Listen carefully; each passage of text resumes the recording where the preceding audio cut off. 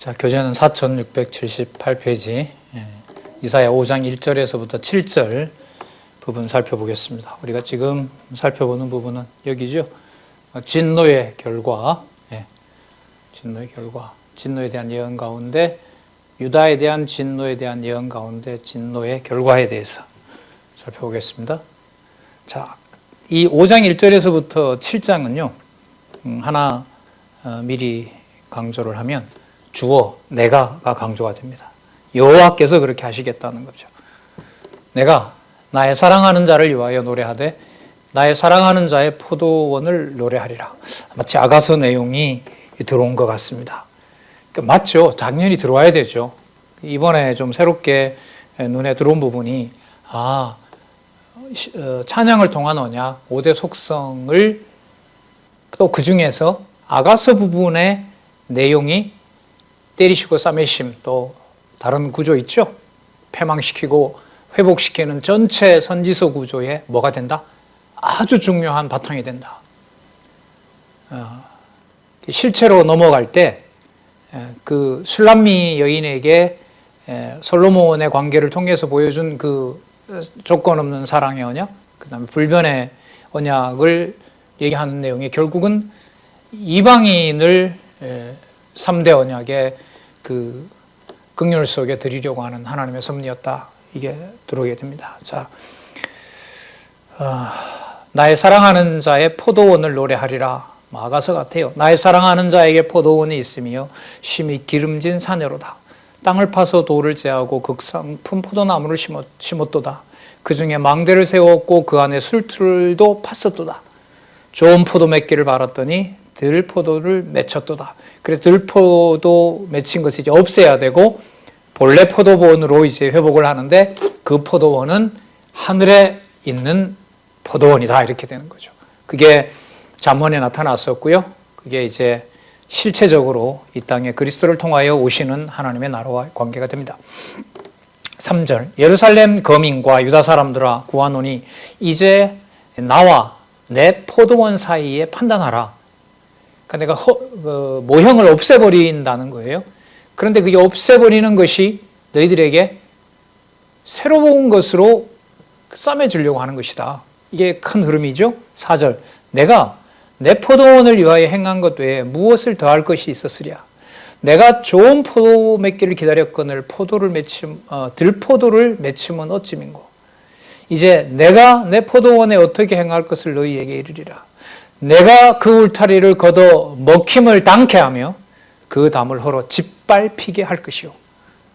내가 그것으로 황무케 하리니 다시는 가지를 자름이나 북을 돋우지 못하여 진려와 형극이 날 것이며 내가 또 구름을 명하여 그 위에 비를 내리지 말라 하리라 하셨으니. 자, 정리 7절 대저 만군의 여호와의 포도원은 이스라엘 족속이요 그 기뻐하시는 나무는 유다 사람이다.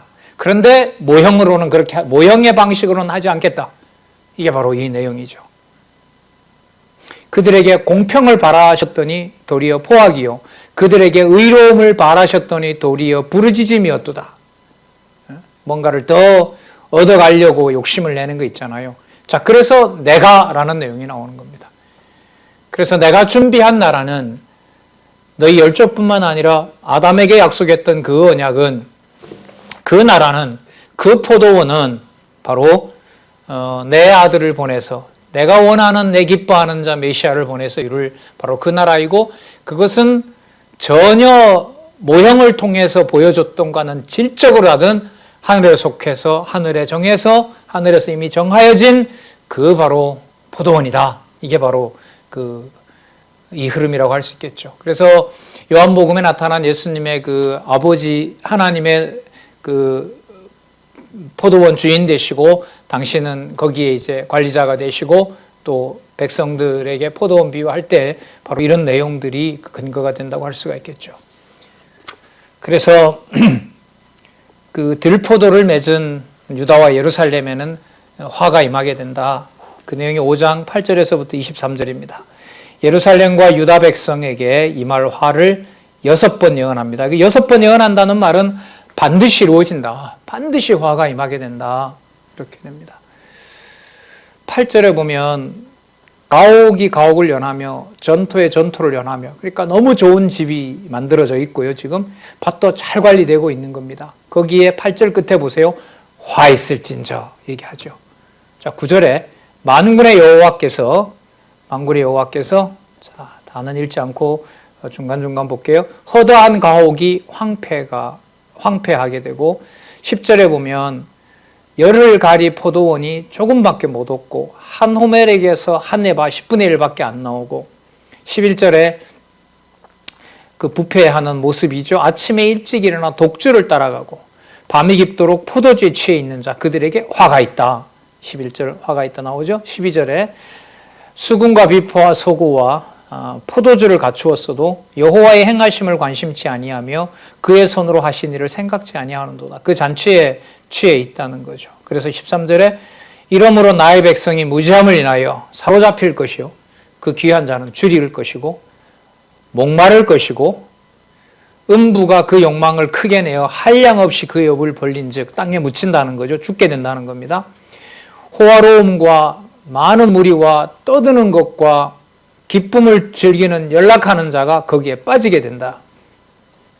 15절 천한 자는 굴복되고 귀한 자는 낮아지고 오만한 자의 눈도 낮아질 것이라. 그러니까 진노의 결과는 반드시 패망시킨다는 겁니다. 자, 16절 지금 아주 중요한 내용이 나옵니다. 이 모든 진노에 대한 예언의 핵심이 뭐냐? 아까 여러분 내가라는 주어가 나왔잖아요. 그걸 염두에 두시고 보시기 바랍니다. 오직 만군의 여호와는 공평함으로 높임을 받으시며 높임 받을 분이 여호와시라는 사실, 만군의 여호와라는 사실을 이렇게 모든 것을 진멸하면서 보여준다는 겁니다. 거룩하신 하나님은 의로우심으로 거룩하다 함을 받으시리니 그때에는 어린 양들이 자기 초장에 있는 것 같이 먹을 것이요 살찐 자의 황무한 밭에 솟아는 유리하는 자들이 먹으리라. 그러니까 황폐화시키는데 16절의 목적은 만군의 여호와가 공평하다. 그분이 높임을 받는다. 거룩하신 하나님만 의로우시다. 그분이 바로 거룩하시기 때문에 그렇다. 이게 바로 목적인 겁니다. 그러니까 여호와 계시가 목적이라는 것이 이런 게 아주 좋은 힌트인 거죠. 저렇게 패망시켜서 어떻게 하려고 하느냐? 여호와께서 살아계신 능력과 여호와께서 언약하신 내용을 인간이 상상할 수 없는 방법으로 이루시려는 준비를 완벽하게 해놓으셨다. 도저히 여호와를 알 수가 없습니다. 세상의 어떤 정보나 이런 어떤 틀을 가지고는요. 이 선지서 보면 더 하죠. 18절 거짓으로 끈을 삼아 죄악을 끌며 수레줄로 함같이 죄악을 끄는 자에게 화가 있다고 얘기합니다. 그러면서 이들이 자기네들의 어떤 그런 것을 보면서 여호와를 비아냥거립니다. 그들이 이르기를 그는 여호와 하나님은 그 일을 속속히 이루어 우리에게 보게 할 것이며 이스라엘의 거룩한 자는 그 도모를 속히 임하게 하여 우리로 알게 할 것이라 하는도다. 그래 여호와 있으면 어디 한번 나와서 해봐라. 이런 희롱까지 한다는 거예요. 자, 20절 중요하죠. 악을 선하다 하며 선을 악하다 하며 흑암으로 광명을 삼으며 광명으로 흑암을 삼으며 쓴 것으로 단 것을 삼으며 단 것으로 쓴 것을 삼는 그들은 화 있을진저. 그러니까 여호와와 정반대로 생각하는 이 백성들을 그냥 두면 안 되겠죠. 이런 방식으로는 여호와의 의를 이룰 수가 없을 거 아니에요. 그래서 지금 자손, 땅, 통치 언약 그리고 성전 제사까지 싹 전부 다 치워버리는 겁니다. 21절 스스로 지혜롭다 하며 스스로 명철하다 하는 그들은 화 있을진저. 자, 6가지 화가 쏟아집니다. 그러니까 분명히 진멸하겠다는 겁니다. 22절 포도주를 마시며 용감하며 독주를 빚기에 유력한 그들은 화 있을진저. 그들은 뇌물로 인하여 악인을 의롭다 하고 의인에게서 그 의를 빼앗는도다. 망하지 않을 수가 없는. 국가정의도 정의지만은요. 하나님 교회의 의를 성령께서 바로 세우지 않으면은 무서운 저주가 되죠. 그 말로는 어떤 행위로는 분명히 하나님을 섬기는 종교 행위 같은데 그 본질을 하나님은 뭐 하다는 거예요? 악을 선으로 바꿔놓았다. 흑암을 광명으로 가지고 있다. 여러분 이러한 판단과 평가에서 어떻게 좀 노력하면 벗어날 수가 있겠습니까? 그러니까 우리가 한국 교회의 어떤 부패나 그 혼란한 상황과 말도 안 되는 그런 어떤 것에 대해서도 마지막으로 우리가 정죄로 끝날 수 없는 이유가 바로 여기에 있는 거죠. 그 선악의 판단을 내가 할 수 있고 내가 거기에 대해서 심판자가 될 수 있으면 할 수가 있겠지만은 지금 보시는 것처럼 아니잖아요. 하나님께서 하나님의 교회를 세우시고 그걸 양육시키고 마지막 승리까지 인도해 가시는 과정은 모형적인 언약을 끝내고 이렇게 실체적인 언약을 준비하는 이것과 여러분 비교가 되겠습니까? 그러니까 하나님의 교회가 세워지고 하나님의 교회가 교회로서 존립하는 문제, 그건 단지 무슨 성경을 보고 어떤 형식과 의식 속에서 진행된다고 되는 건 아닙니다. 그 어떤 그 민감함과 그 절박함이 있는 거죠. 그 공부하니까 편하고 좋다 이런 건 아닙니다. 지금 성경 공부하니까 좋다라는 말을 할 수가 없잖아요. 이 내용으로 보면. 여호와의 살아계심 어떤 그 증명의 내용은 잠옷 그 엄격하기도 하고요. 진짜 내가 어떻게 할 수가 없는 거잖아요. 하지만 받은 바로 보면 저희들의 비할 바가 어디에 있겠습니까? 자, 아까 선을 악으로 바꾸는 자들에게 화가 있다고 했죠. 자, 그 결과 5장 24절에서부터 30절에 여호와께서 진노하시고 대적을 불러드립니다. 그래서 멸망시킵니다. 자, 24절에 보면 그루터기를 삼키게 되고요. 마른 풀이 불에 타는 것과 같이 되겠고요. 뿌리가 썩어진다 그래 근절시킨다 그러죠. 꽃이 열매를 맺지 못하게 되고요. 24절 끝에 그들이 만군의 여호와의 율법을 버리며 이스라엘의 거룩하신 자의 말씀을 멸시했기 때문에 그렇다. 분명히 알려주죠. 그러니까 망하는 것은 분명한데 그 망하는 사건에서 누구의 존재가 드러난다는 거예요. 그렇죠. 여호와의 명을 어겼다는 거예요. 여호와께서 살아계신 증거다라는 것이 유다와 예루살렘과 열방에 알려진다는 게 중요하다고 그랬죠. 이 선지서에서. 자, 25절. 그러므로 여호와께서 자기 백성의 노를 바라시고 손을 들어 친다라고 얘기를 합니다. 산이 진동하고요. 시체가 거리엔 즐비하고요. 그래도 돌아오지 않습니다. 다른 나라에 의존합니다. 26절. 길을 세우고 먼 나라들을 불러 땅 끝에서부터 오게 할 것이 여호와께서 치게 하려고 이렇게 불러들인다는 겁니다. 예루살렘에다 깃발을 꽂고 여기가 정복지다라고 알려준다는 거예요. 그래서 온 사방에서 예루살렘을 공격해 들어온다는 거죠. 그 오는 자들이 화살이 날카롭고 말굽은 부싯돌 같고 회오리 바람처럼 몰려오고 한 번도 패한 자들이 없는 자가 몰려온다는 겁니다. 30절에 그날에 그들이 바다 물결 소리같이 백성을 향하여 부르짖으리니 사람이 그 땅을 바라보면 흑암과 고난이 있고 빛은 구름에 가리워져 어두워진다고 예언을 하고 있습니다.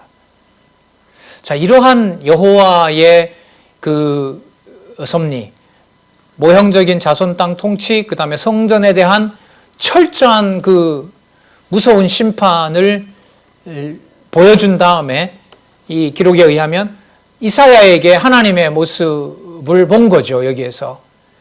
거기서 이사야는 넘겨보겠습니다. 6장에서부터 이제 8장에 보면 뭐가 나오냐면 여기 선지자를 소명해서 그 선지자로 하여금 구체적으로 이스라엘의 패망과 아수르 침공을 예언하는 내용이 나타나는데요. 이어지는 그 장면에 보면 보좌에 앉으신 여호와를 봤는데 이사야가 여호와를 자기가 부정하잖아요. 왜냐하면 유다와 예루살렘이 다 부정하다고 했으니까 부정한 자신이 여호와를 봤기 때문에 자기는 이제 죽는 줄 알았어요. 무서운 상황인 거죠. 그러니까 선지자를 이렇게 이사야부터 부르는 장면에 보면 이게 무슨 어떤 영광스럽게 무슨 관을 씌워주고 이게 아니죠. 하나님 정해놓은 일은 굉장히 무서운 일이죠. 나중에 여러분 그리스도께서 오셨을 때 이는 내 사랑하는 자요 기뻐하는 자라 그 음성을 들어라 그랬을 때 그 음성의 내용이 뭐냐면 예루살렘에 올라가서 온갖 희롱과 수치를 당하고 죽으신다는 거죠. 이게 바로 선지직과 연관이 됩니다. 참 선지자로 오실 분이면 반드시 하나님이 원하는 왕이고 반드시 하나님이 원하는 제사, 제물로 죽으셔야 된다는 겁니다. 자, 선지자 소명 장면 볼게요. 그러니까 이미 죽은 목숨이니까요. 선지자인 이사야가 죽은 목숨이라는 말은 내가 잘나서 내가 선지자로 가겠습니다, 이런 게 아니라는 겁니다. 하나님이 준비해 놓은 선지자라는 겁니다. 6장 1절에서부터 5절, 이사야가 보좌에 앉으신 여호와의 환상을 보고 탄식합니다. 우시야 왕이 죽던 해에, 보통 739년 40년이라고 얘기를 하죠. 내가 본즉 주께서 높이 들린 보좌에 앉으셨는데 옷자락은 성전에 가득하였고 스랍들을 모셔섰는데, 스랍들, 천사들이겠죠. 하늘의 천사들. 6날개가 있어 그 둘로는 얼굴을 가리었고 둘로는 발을 가리었고 둘로는 날며 서로 창화에 가로되 그 여호와를 소개합니다. 거룩하다 거룩하다 거룩하다 만군의 여호와야. 거룩하신 만군의 여호와, 그 영광이 온 땅에 충만하로다. 이같이 창화하는 자의 소리로 인하여 문지방의 터가 요동하며 무섭죠. 집에 연기가 충만한지라. 5절, 그때에 내가 말하되 화로다. 나여 망하게 됐고, 이제 여호와를 봤으니 이제 죽겠구나. 나는 입술이 부정한 사람이요 입술이 부정한 백성 중에 거하면서, 재밌는 내용이 나옵니다. 만군의 여호와이신 누구를 배웠다? 왕을 배웠다. 그러니까 진정한 통치자가 다윗과 이 솔로몬으로 이어지는 다윗 왕가가 아닙니다. 만군의 여호와가 왕이다라는, 그리고 그 왕의 영광스러운 모습에서 앞부분에 5장까지 말씀한 내용은 심판 내용이었죠. 그러니까 이사야는 자기가 거기에 이제 죽는 줄 알았죠. 이제 망하게 되는 줄 알았습니다. 그런데 망해야 될 자를 하나님께서 속죄하셔서 의로운 일로 씁니다. 마치 뭐하고 똑같은 거죠. 때려서 다 망해서 없애버린 것 같지만은 바로 거기에 누구의 싹이 나타난다? 잘한다? 여호와의 싹이 나타난다. 6장 6절에서부터 10절, 입술을 정결케 하여 사명을 주셔서 백성에게 보냅니다. 자, 스랍 중 하나가 그 숯을 가지고 이사야에게 됩니다. 그리고 7절에 보면 뭐라고 얘기를 하냐면 이것이 내 입에 닿았으니 내 악이 제하여졌고 죄가 사해졌느니라. 자, 그럼 이제 하나님의 선지자가 된 거죠. 정당한. 내가 또 주의 목소리를 들은즉 이르시되 내가 누구를 보내며 누가 우리를 위하여 갈고 그때 내가 가로되 내가 여기 있나이다 나를 보내소서. 자, 의롭다라고 하니까요. 거기에 이제 자기의 의로움을 하나님의 의로운 일을 하는데 쓰고 싶다 이렇게 얘기를 한 겁니다. 9절. 그런데 재밌는 말씀이 나옵니다. 가는 목적이 뭐냐면 9절을 볼게요. 그러니까 이사야가 죽을 때까지, 그러니까 보냄을 받고 죽을 때까지 목적이 하나님의 싸매심의 약속은 하는 건 분명하지만 이사야가 겪는 모든 과정은 자, 뭐와 관계되어 있냐면 9절 한번 보시기 바랍니다. 여호와께서 가라사대 가서 이 백성에게 이르기를 너희가 듣기는 들어도 깨닫지 못할 것이요 보기는 보아도 알지 못하리라. 듣지 못하고 깨닫지 못하여 망한다는 거죠. 10절. 이 백성의 마음으로 둔하게 하며, 백성의 마음을 둔하게 하려고 선지자를 보내는 겁니다. 그 귀가 막히고 눈이 감기게 하라. 우리 선지자 보낸다 이러면 우리가 말씀을 전하는 자로 얘기를 하잖아요. 전혀 아닙니다. 모형을 없애는 경우로 보면 철저하게 알고 있던 것도 모르게 합니다. 예수님 오셔서 선지자직을 그렇게 하시죠. 의롭고 여호와를 누구보다가도 잘 섬긴다고 알고 있던 바리새인과 사두개인들, 서기관들을 화 있을진저 너희들의 아비가 사단이다라고 정죄해버리잖아요. 더 정죄해버린다는 말이죠.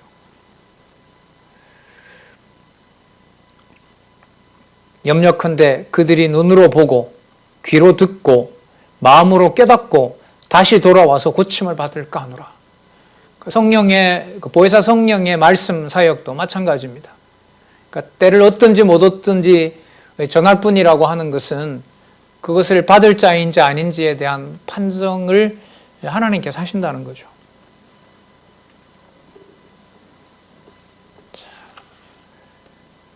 그러면 깨닫지 못하게 하고요, 보지 못하게 하고, 둔하게 하고, 기가 막히게 하고, 눈이 감기게 한 거. 그래서 고침을 받지 못하게 한 결과는 뭐겠습니까? 성읍들이 황폐화되는 거죠. 그게 6장 11절에서부터 13절에 나옵니다. 이사야가 여쭙고 있습니다. 언제까지 이렇게 됩니까? 했더니까 다 망해야 된다. 성읍들은 황폐해야 되고 거민이 없어야 되고 가옥에도 사람이 없어야 되고 토지가 전폐해야 되고 내가 사람을 멀리 옮겨야 되고 13절 그 중에 10분의 1이 오히려 남아있을지라도 이것도 삼키운 바 될 것이나 밤나무 상수리 나무가 배임을 당하여도 그 그루터기는 남아있는 것 같이 거룩한 씨가 이 땅의 그루터기라. 다 없애고 거룩한 씨가 그 땅에 그루터기로 남아있게 된다. 자, 거룩한 씨를 남겨놓겠다. 아까 여호와의 그 빛이라 그랬죠. 여호와의 그 싹을 남겨놓았다. 이렇게 얘기를 합니다. 자, 그런데 그 다음 내용은 뭐냐면 이스라엘의 패망인데 하나님께서 또 한 징조를 보여주세요.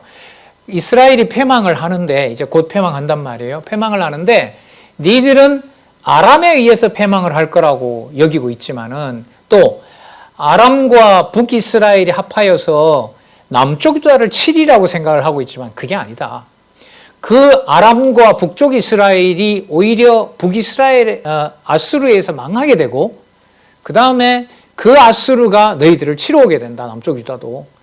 그러니까 상식적으로 알고 있는 그 주변의 침략군에 대한 내용을 하나님께서 이상을 바꿔버리죠. 추측하던 것들이 아니라는 거죠. 예상하지도 못했던 세력이 강하여져서 없애버린다는 겁니다. 7장 1절에서부터 9절 아하스 왕에게 아람과 이스라엘의 패망에 대해서 예언합니다. 여러분 7장 내용에 중요한 부분이 나오죠. 그 처녀 잉태와 관련된 부분이 나오는데 자, 그 부분 나오면 좀 설명을 드리도록 하겠습니다. 우시야의 손자요 요담의 아들인 유다 왕 아하스 히스기야의 아버지. 자, 그때 이제 북쪽 이스라엘이 망하잖아요. 아람 왕 르신과 르말리아의 아들 이스라엘 왕 베가가 올라와서 예루살렘을 쳤으나 능히 이기지 못하니라. 혹이 다윗의 집에 고하여 이르되 아람이 에브라임과 동행하여 유다를 쳤다 이렇게 되는 거죠. 그래서 유다가 엄청 그 걱정을 합니다. 그때 3절에 여호와께서 이사야에게 얘기합니다. 너와 내 아들 스알야숲이라는 말은 남은 백성만 돌아온다 이런 뜻인 거죠. 자, 스알야숲은 윗모 수도 끝 세탁자의 밭 큰 길가에 가면 아하스 왕을 만난다. 그럼 가서 얘기해라. 뭐라고 얘기를 하느냐? 아람 왕 르신과 르말리아의 아들 베가가 그렇게 설치고 있지만 연기나는 부지깽이에 불과하다. 그들을 두려워하지 말라. 5절 아람과 에브라임 왕과 르말리아의 아들이 악한 꾀로 너를 대적하여 이르기를 유다를 치자고 하지만은 아니다. 그들이 너를 칠 수가 없다. 그들이 오히려 망하게 된다. 7절 주 여호와의 말씀에 이 도모가 서지 못하며 이루지 못하리라. 아람의 머리는 다메섹이고 다메섹의 머리는 왕인 르신이고 에브라임의 머리는 사마리아고 사마리아의 왕은 아들인데 이들 65년 내에 전부 패하고 그 나라를 다시 절대로 이룰 수가 없다. 그러니까 이스라엘의 그 남쪽 유다를 치고자 했던 북쪽 이스라엘이 어떻게 되는 거냐? 패망한다는 거죠. 이스라엘이 오히려 패망한다.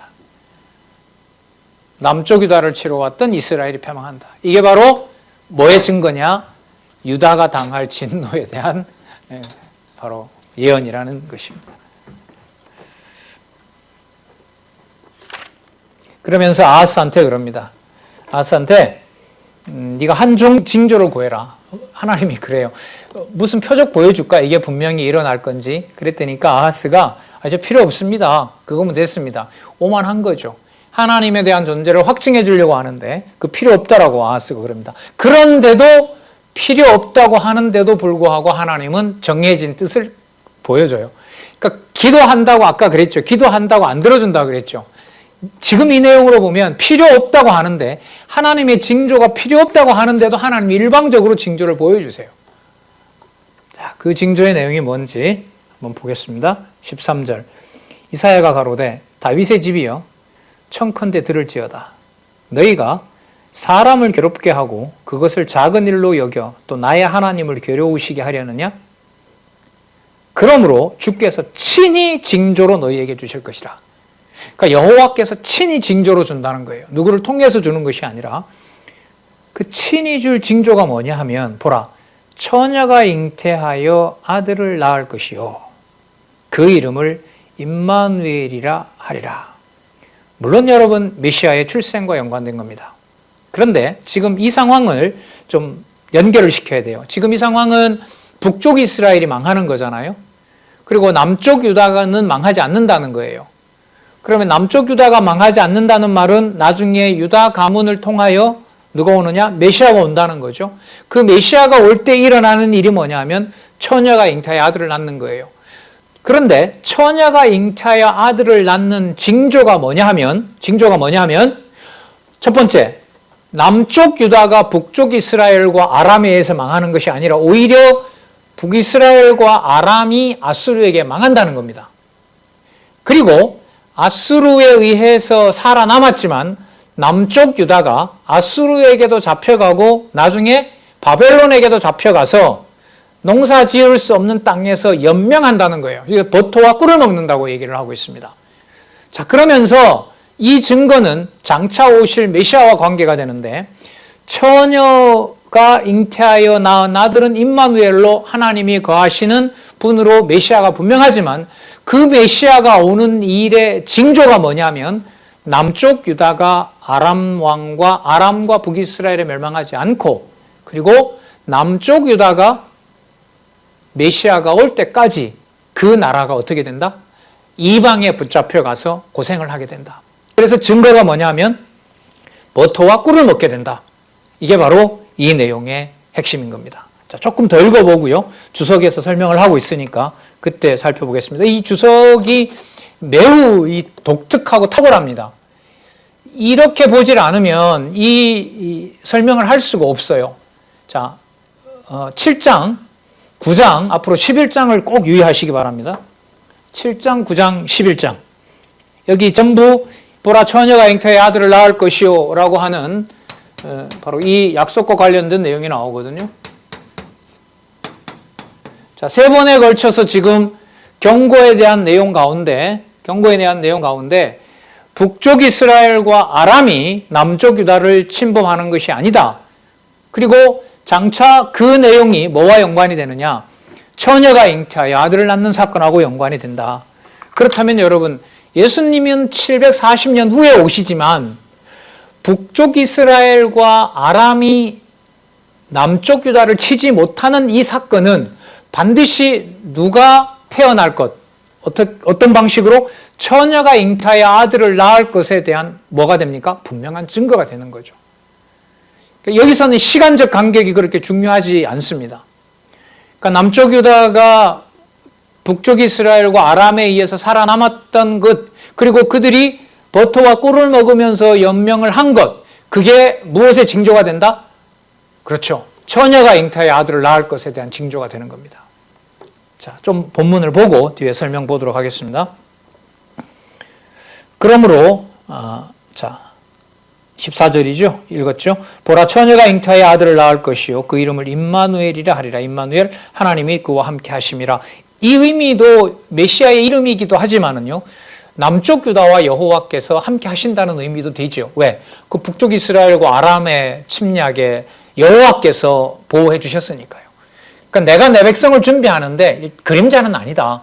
그림자가 아닌 증거가 뭐냐 하면 처녀가 잉태하여 아들을 낳는다. 혈육의 방식으로 자손내가 태어나게 하지 않는다. 이런 실체적인 언약을 여기서 지금 확인해 주고 있습니다. 15절 그가라는 말은 아들을 낳을 것이요 아들도 해당되지만은요 13절에 있는 다윗의 집도 들어갑니다. 다시요. 13절에 이사야가 가로되 다윗의 집, 그 다음에 14절에 나오는 아들, 다윗의 집 전체를 말하게 됩니다. 그러니까 장차 아들로 오지만은 다윗의 집은 그 아들이 올 때까지 어떻게 된다? 버터와 꿀을 먹게 된다. 버터와 꿀을 먹는다는 것은 제국 밑에서 뭐 하게 된다? 살아남게 되고 철저하게 골라낸다. 망할 자는 망하게 되고 남는 자는 남기는 일이 벌어진다. 그러나 그때 준비한 왕이 어떤 왕이냐? 그거는 여러분 9장과 11장에 가서 선명하게 더 나타나게 됩니다. 자, 먼저 15절요. 그가 악을 버리며 선을 택할 줄 알 때, 그래서 그 해석이 매우 중요합니다. 이때 그는 장차 올 아들뿐만 아니라 임마누엘, 하나님이 함께 하시는 유다 왕국, 유대 나라 포함한다는 거 꼭 염두에 두시기 바랍니다. 그러니까 시간으로 보면 메시아가 나중에 오지만 하나님께서 때리심으로써 뭘 준비하고 계신다? 장차 실체로 만들 나라, 하나님의 나라, 하나님의 마음에 드는 나라, 그 나라를 지금 준비하고 계신다. 15절, 그가 악을 버리며 선을 택할 줄 알 때, 알기 전에 이렇게 번역하는 게 좋고요. 버터와 꿀을 먹을 것이라. 대저 이 아이가 악을 버리며, 자 여러분 이 아이도요 유다가 들어가는, 유다 백성이 들어가는 실체적인 모형적인 백성은 끝이 나고 실체적인 백성이 들어가는 그 아이를 말합니다. 장차 메시아로 확정되는 나라와 아이를 다 합하는 거죠.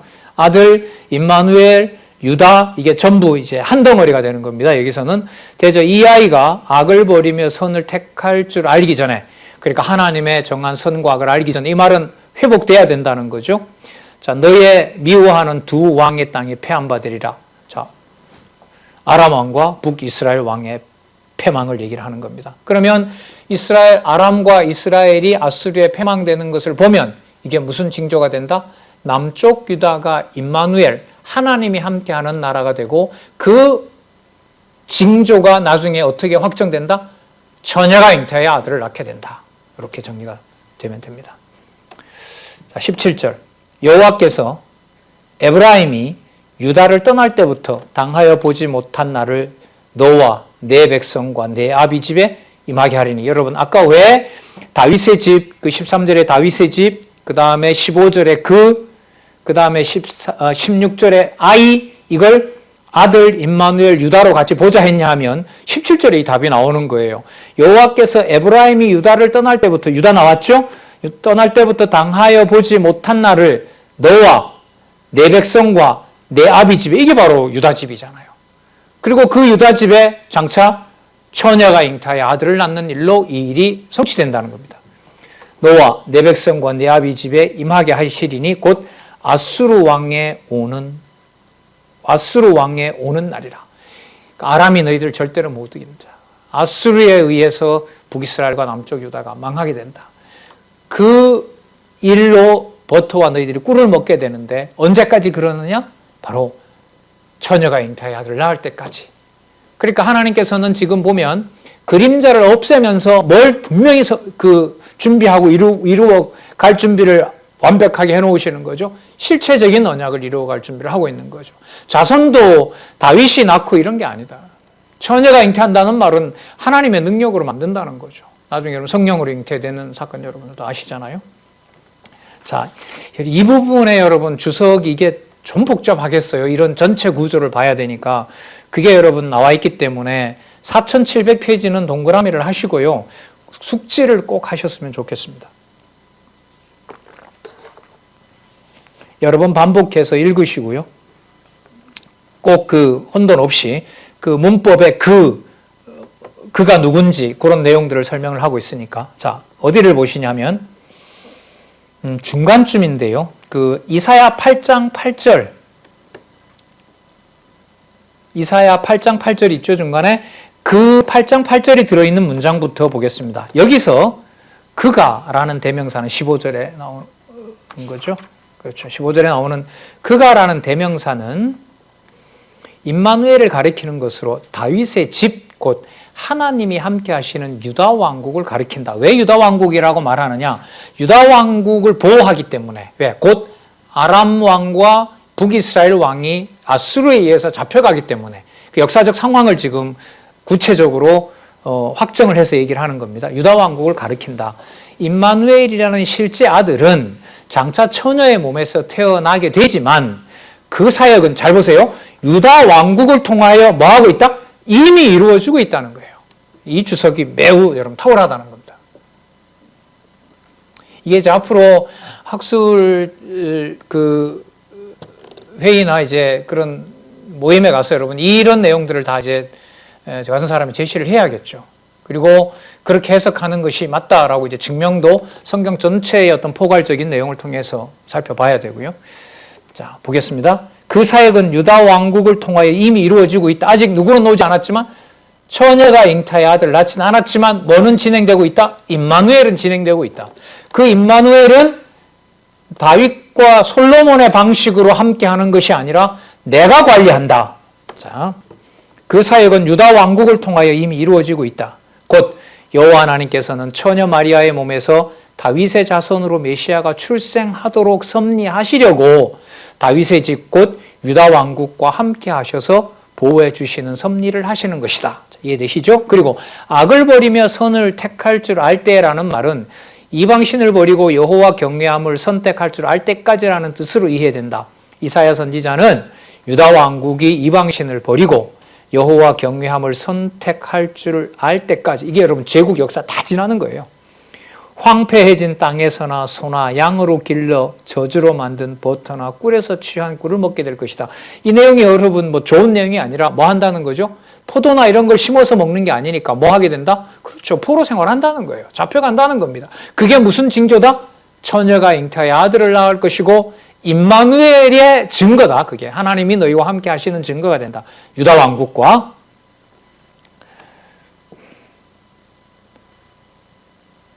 그러면서 그 까닭에 대하여 말한다. 이사야 선지자는 대저 이 아이가 악을 버리며 선을 택할 줄 알기 전에 너의 미워하는 두 왕이 패한받으리라고 얘기하였는데, 여기 이 아이라는 말의 원문은 하나알이라고 하는데 이는 유년기에서 청소년기까지의 대상을 폭넓게 가리킵니다. 하나님이 함께 하시는, 자 여기요, 아직 성숙되지 못한 유다 왕국을 가리킵니다. 그라고 해서 인칭이 아니라 하나님이 함께하는 임마누엘 하나님, 유다 백성과 함께하는 하나님. 아직 성숙되지 못한 유다 왕국. 성숙은 언제 됩니까? 나중에 처녀가 잉타의 아들을 낳을 때. 그러니까 일이 지금 시작되고 있는 거죠. 그래서 과거 대학반 강의에서 선지서 할 때 이미 선지서, 그 복음서의 눈으로 보면 이미 선지서는 누구와 활동하고 있는 무대이다? 그렇죠. 메시아가 활동하고 있는 무대다. 그런 말씀도 여러 차례 드린 바가 있습니다. 자, 두 왕은 이스라엘 왕 베가와 아람 왕 르신을 가리킨다. 이사야 선지자는 유다 백성이 이방신을 버리고 여호와를 경외함을 택할 줄 알기 전에, 그리고 메시아가의 완벽한 통치가 있기 전에 이스라엘과 아람 왕이 패한바 된다는 뜻으로 예언한 것이다. 이게 바로 징조가 되는 겁니다. 아하스가 받지 않겠다고 했던 바로 징조가 되는 겁니다. 자, 놀라운 예언이 여러분 7장 지금 10절에서부터 17절까지 지금 이렇게 명시가 되어 있고요. 이 내용이 이제 말라기까지 선지서를 이끌어가는 아주 중요한 내용이 되는 겁니다. 그러니까 철저하게 버리시지만 그 버리시는 내용이 임마누엘을 포기하지 않는다. 그 여호와, 약속대로 이루시는 여호와의 신실하심이 훼손되지 않는다. 그러나 눈으로 볼 때는 어떻게 된다? 철저하게 훼손시킨다. 그러면 보존되는 것은 무엇인가? 여호와께서 함께 하신다라고 하는 것, 여호와께서 직접 함께 하신다라고 하는 그 약속은 절대로 변함이 없다는 사실. 그러니까 신실성의 차원이 땅에서 있는 것이 아니라 어디와 연관이 되는 거죠? 그렇죠. 창세전 영원한 언약 성취 가운데 가운데 있는 성실하심으로 끌어올려 놓는 거죠. 가령 그리스도께서 십자가에 죽으시면서 어찌하여 나를 버리셨나이까라고 하는 것이 버리신 것이 아니라 영원히 아버지의 아들이 맞다는 것을 확증되는 논리와 똑같은 거라고 보면 되죠. 그러니까 여러분, 이 지상에서 하나님의 교회, 하나님의 나라의 어떤 그 정체성을 고민하게 될 때 이런 내용들의 어떤 바탕이 되어야 눈에 보이는 것, 그 다음에 귀에 들리는 것, 거기에 그 척도로, 사람의 어떤 척도를 가지고 교회를 보지 않는다는 거죠. 가정교회에서부터 마찬가지죠. 참 실수를 많이 하는 그 가정교회에 대해서 이런 실체를 알게 됨으로써 더 이제 귀하게 값지게 여기는 그 가정교회, 그리고 그 다음 세대의 가정교회가 많이 이제 양육되기를 바라는 거죠. 자, 7장 18절에서부터 25절. 여기에 나타난 내용은 뭐냐면, 그 유다가 이제 아람이 겁나잖아요. 북이스라엘 연합군이 북이스라엘과 아람의 그 연합군이 겁이 나니까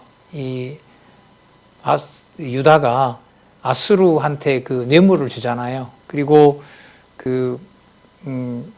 의존하죠. 그런데 그 아수르가 오히려 그 대적자가 된다는 내용입니다. 그 대적의 첫 번째 상대는 바로 에브라임이라고 하는 거고요. 자, 18절 그날에는 여호와께서 애굽 파수에서 먼 지경의 파리와 아수르 땅의 벌을 부르시리니 여호와께서 불러드린다는 겁니다. 20절에 보면 주께서 하수 저편에서 세내온 삭도 곧 아수르 왕으로 네 백성의 머리털과 발털을 미실 것이요. 그러니까 여호와께서 아수르가 침공하는 것이 아니라 여호와께서 아수르를 불러들인다고 얘기를 합니다. 21절 그날에는 사람이 한 어린 염소 두 양을 기르리니 그 내는 젖이 많으므로 버터를 먹을 것이라. 무릇 그 땅 가운데 남아있는 자는 버터와 꿀을 먹으리라. 이 포로와 관련해서 이해를 하셔야 됩니다. 그날에는 천주의 은 1,000개의 가치 되는 포도나무 있는 곳마다 진려와 형극이 가시가 날 것이다 라고 얘기를 합니다. 반드시 패망한다는 거죠. 진려와 형극 까닭에 두려워서 그리로 가지 못할 것이요 그 땅은 소를 놓으며 양의 밟는 곳이 된다고 합니다. 자, 그러면서 그 아수르 제국이죠. 아수르 제국과 그 사마리아가 하지만 앞으로 망하게 되는데 유다가 함께 위협을 당한다. 그러니까 바벨론에 의해서 나중에 위협을 당한단 말이죠. 그러나 아까 뭐라 그랬었죠? 임마누엘이라 그랬죠. 그 임마누엘이고 연명하게 돼 있죠. 버터와 꿀을 먹으면서 내가 버리지 않는다. 그 버리지 않는 증거가 내 능력으로만 된다. 그 내 능력으로만 된다는 것이 무엇으로 확증되느냐? 처녀가 잉태해야 아들을 낳는다. 그럼 그가 도대체 누구냐? 그게 9장에 나오는 거예요. 그분이 뭘 하느냐? 11장에 나오는 거예요. 그래서 9장, 7장, 9장, 11장에 때리심에 대한 내용 속에 들어있는 지상에 있는 모든 것을 없애면서 싸매심으로 하늘에 속한 임마누엘 하나님의 증거인 장차 오실 메시아에 대한 그 중심, 그걸 우리가 7장, 9장, 11장에서 확인할 수가 있습니다. 자, 8장에 보면 이제 아수르가 침공하는 내용이 나타나는데요. 8장 1절에서부터 8절, 다메섹과 사마리아가 아수르에 의해 망할 것을 예언합니다. 여호와께서 그 이사야한테 서판 하나를 가지고 와서 이렇게 쓰라고 해요. 4705페이지 그 본문 첫 번째 줄에, 첫 줄에 시작하는 말에 보면 마할 살랄 하스바스라는 말이 나오죠. 뭐 히브리어로는 마헤르 살랄 하슈바즈라는 이런 말인데요. 이렇게 대조하시면 돼요. 이 뜻은 뭐냐면 약탈과 노획이 급속히 이른다. 다시 말하면 약탈과 포획이 빨리 일어난다는 거예요. 천천히 일어나는 것이 아니라, 그러면 이 말이 뭐하고 반대말이 되죠? 그렇죠. 임마누엘하고 반대말이 되는 거예요. 임마누엘. 그러니까 이렇게 되는 거죠. 임마누엘 하나님, 하나님이 함께 하시는, 유다와 함께 하시는 임마누엘 하나님인데, 그 임마누엘의 하나님이 아닐 자들이란 말이죠. 누구? 아람과 북이스라엘은. 그 북이스라엘과 그 아람에 대해서는 임마누엘이라고 쓰지 말고 뭐라고 쓰라? 그렇죠. 마헬 살랄 하스바스라고 쓰라는 거죠. 왜? 빨리 그들이 멸망당할 것이기 때문에. 자, 그게 바로 이 내용입니다. 4절, 이는 이 아이가 내 아빠 내 엄마라 할 줄 알기 전에 다메섹의 제물과 사마리아의 노략물이 아수르 왕 앞에서 옮긴 바 될 것입니다. 그 뜻이 바로 아까 이름에 담겨 있는 겁니다.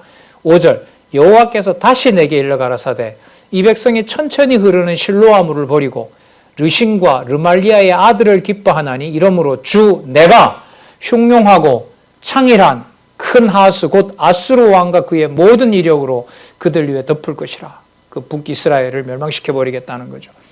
그 모든 골에 차고 모든 언덕에 넘쳐 흘러 유다에 들어와서 창일하고 목에까지 미치리라. 그런데 유다까지 들어온다는 거예요. 그 다음에 보세요. 임마누엘이여 나오잖아요. 그러니까 북쪽 이스라엘에 대해서는 그 약탈이 빠르고 포획이 신속하다는 마헬 살랄 하스바스라는 말에 대해서 남쪽 유다에게 준 칭호는 뭐라는 거죠? 그렇죠. 임마누엘이다. 내가 보존한다. 내가 보호한다는 거죠. 임마누엘이여 그의 펴는 날개가 주 여호와의 펴는 날개가 내 땅에 임마누엘 유다의 편만 하리라 하셨느니라. 자, 그래서 대적은 멸망하지만 이스라엘은 반드시 보호하신다는 내용이 8장 9절에서부터 15절입니다. 볼까요? 너희 민족들아 호나하라. 이 말은요, 민족들은 대적을 말합니다. 호나하라는 말은 빨리 소리 지르면서 가라 이 말이에요. 자, 그러나 너희들이 필경 어떻게 된다? 패망한다. 그러니까 그 아람도 패망하고 북이스라엘도 패망하고 나중에 아수르도 사실 패망하죠. 자, 너희 먼 나라 백성들아 들을지니라. 너희 허리를 동이라 필경 패망하리라. 너희 허리에 띠를 따라 필경 패망하리라. 그러니까 이스라엘을 침략하는 대적들은 결국은 모두 패하게 된다. 왜? 임마누엘 유다 지파를 건들면 안 되잖아요. 여호와 약속이 거기에 있기 때문에. 10절 너희는 함께 도모하라. 필경 이루지 못하리라. 말을 내어라. 시행되지 못하리라. 저 유다 없애자. 안 된다 그거. 왜냐하면 이는 하나님이 우리와 함께 하심이라. 임마누엘 뜻을 풀어놨네요. 하나님이 우리와 함께 하심이라. 그럼 여러분 지금 우리 6, 8장까지 오는 동안 딱 감이 잡히시죠? 아, 표면적으로 보면 때리심이지만 하늘에 속한 심으심을, 싸매심을 이미 준비하고 계시는 거구나. 그리고 목적은 유다 나라 자체의 존속이나 보호가 아니라 여호와의 이름을 만방에 알릴 준비를 하고 계시는 거구나. 그리고 이 일의 준비가 이미 준비되었고 이미 시작하고 있으며 그 일의 마지막은 북쪽 이스라엘 망하고 아람 망하고 아스르도 망하고 남쪽 유다가 망하여 나중에 누가 오게 된다?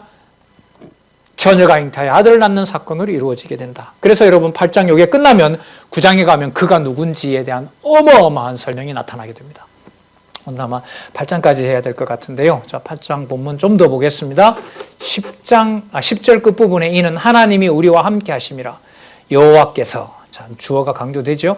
강한 손으로 내게 알게 하시며 이 백성의 길로 행치 말 것을 내게 경성시켜 가라사대. 이 백성이 맹약한 자가 있다 할지라도 여러분 이 백성은 여러분 그 아수르를 포함한 대적자들을 말합니다. 예루살렘을 치고자 하는 이 백성이 맹약한 자가 있다 말하여도 너희는 그 모든 말을 따라 맹약한 자가 있다 하지 말라. 그들이 두려워하는 것을 너희는 두려워하지 말며 놀라지 말고 13절 만군의 여호와 그를 너희가 거룩하다 하고 그로 너희의 두려워하며 놀랄 자를 삼으라. 아까 또 나왔었죠. 아까 패망을 얘기하면서 누구만? 그렇죠. 거룩하신 자 여호와만 경외하라고 한 거죠. 똑같은 논리입니다. 이게 아까 6장 3절에 나왔었죠. 그가 거룩한 피할 곳이 되시리라. 그러나 이스라엘 두 집에는 거치는 돌, 걸리는 반석이 되실 것이며 예루살렘 거민에게는 함정, 올무가 되시리니 많은 사람들이 그로 인하여 거칠 것이며 넘어질 것이며 부러질 것이며 걸릴 것이며 잡힐 것이니라. 그야말로 싹 쓸어버리는 거죠. 그런데 이 과정이 아까 버터와 꿀을 먹는 과정이고 하나님의 선과 악을 알기 전까지 과정이라 했죠. 그래 이 과정이 진행되면 하나님은 동시에 뭐도 준비시키는 거죠? 누구도? 그렇죠. 처녀가 잉타하여 낳는 아들, 진짜 하나님이 낳으시는 아들, 그 아들 메시아를 준비하고 있는 겁니다. 그래서 9장에 가면 바로 이가 누군지를 소개합니다. 자, 9장은 다음에 보도록 하고요. 우리 8장 16절에서부터 22절 내용을 보도록 하겠습니다. 너는 증거의 말씀을 싸매며 율법을 나의 제자 중에 봉함하라. 그러니까 듣지 못하게 해야 멸망하고 멸망해야 처녀가 잉타하여 아들을 낳는 일이 벌어지니까요. 이제 야곱의 집에 대하여 낯을 가리우는 여호와를 나는 기다리며 그를 바라보리라. 보라, 나와 및 여호와께서 내게 주신 자녀들이 이스라엘 중에 징조와 예표가 되었나니 이는 시온산에 계신 만군의 여호와께로 말미암은 것이니라. 혹이 너희에게 고하기를 지절거리며 속살거리는 신접한 자와 마술자에게 물으라 하거든 백성이 자기 하나님께 구할 것이 아니냐 산자를 위하여 죽은 자에게 구하겠느냐 하라. 20절 마땅히 율법과 증거의 말씀을 쫓을지니 그들의 말하는 바가 이 말씀에 맞지 아니하면 그들이 야곱의 집이겠죠. 정령이 아침빛을 보지 못하고 이 땅으로 헤매며 공고하여 줄일 것이라. 아까 버터와 꿀을 먹는다고 했으니까요. 남쪽 유다도 결국 붙잡혀 가게 됩니다. 그 줄일 때에 번조하여 분노하여 뭐라고 하나 보세요. 그러니까 망할 때 일어나는 일인 거예요. 여호와 하나님 우리가 잘못했습니다. 이 말이 나오면 좋겠죠. 그것도 아니에요. 자기 왕 자기의 하나님을 저주할 것이요. 위를 쳐다보거나 땅을 굽어보아도 환난과 흑암과 고통의 흑암뿐이니라. 그들이 심한 흑암 중으로 쫓겨 들어가리라. 이 흑암이라는 말이 다 다른 말로 기록이 되어 있더라고요. 이 사본에 보니까. 그러니까 최악인 거죠. 최고로 캄캄할 때 여호와가 어디 있느냐, 임마누엘이 어디 있느냐라고 할 그때까지 몰아간다는 거예요. 그럴 때 9장에 가면 이제 누가 태어나는 거죠? 처녀가 잉타의 한나들이 태어나는데 그가 바로 만왕의 왕, 아버지, 영존하신 아버지, 바로 그가 메시아라는 겁니다. 그게 여러분 9장에 여호와를 저주한 그 일의 결말로 바로 이방인을 포함한 나라의 아버지, 왕, 아들로 메시아가 온다는 사실을 약속해 주는 내용이 바로 다음 시간에 살펴볼 9장에서부터 12장입니다. 선지서에서 앞부분에 나오는 이사야서의 1장에서부터 제가 볼 때는 1장에서부터 12장까지의 논리적 구성, 그 흐름 익숙해지면 좋습니다. 아니 반드시 익숙해져야 됩니다. 그래야 찬양을 통한 언약과 그 다음 전개되는 시가서의 흐름을 분명하게 이해할 수 있는 토대가 마련되기 때문에 그렇습니다. 그런 방향으로 공부하시고 확인해 주시면 고맙겠습니다. 기도하겠습니다. 하나님 아버지 감사합니다. 오늘도 주의 말씀 함께 볼 수 있게 해주셔서 감사합니다. 함께 할 수는 없지만 각자 처한 곳에서 진리의 말씀도 사모하게 하여 주시고 지혜와 명철을 더하셔서 이 시대 우리에게 주어진, 우리에게 허락하신 이 놀라운 진리의 말씀 견고히 지키며 분명하게 전하며 아름답게 물려주는 하나님 귀한 주의 종력자들 될 수 있도록 곳곳에서 지켜주시기를 간절히 소원합니다. 영원한 하나님에 대한 약속을 이 땅에서 경험하며 살 수 있게 해주셔서 하나님 너무나 감사드립니다. 예수님의 이름으로 기도드렸습니다. 아멘.